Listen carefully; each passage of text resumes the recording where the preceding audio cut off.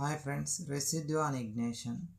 మనకు ROI test 600 degrees ఎందుకు, 200 degrees చాలు కదా అని డౌట్ రావచ్చు. అయితే మనకు ఫస్ట్లో పాయింట్ చూసుకుంటే 200 డిగ్రీస్ దగ్గర మనకి LODలో ఉన్న వాటర్ మాత్రమే ఎవాపరేట్ అయిపోతుంది.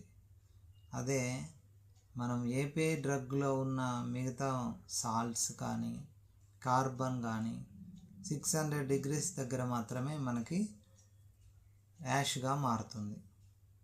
అది ఎలాగో చూద్దాం.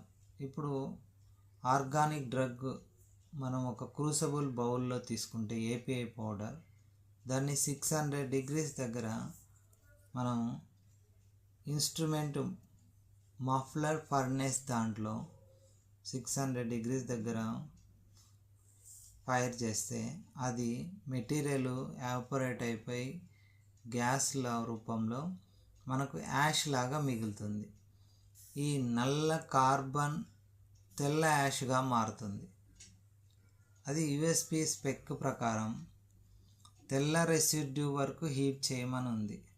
ఆ నల్ల కార్బన్ కూడా మనకు బర్న్ అయి CO2గా పోవాలంటే 600 డిగ్రీస్ మస్ట్. అదే మనము ఇంకా 600 డిగ్రీస్ దేనికోసం అంటే సాల్ట్స్ కానీ మెటల్స్ కానీ ఉంటాయి, అవి మాత్రం బర్న్ అవ్వవు మనకి.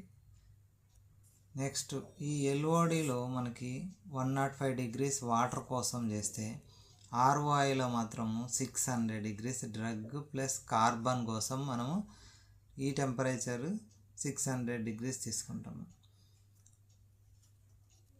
ఈ ROI ఇన్స్ట్రుమెంట్ మఫల్ ఫర్నెస్లో చేస్తాము. కామన్గా ROI limit not more than 0.1% ఉంటుంది.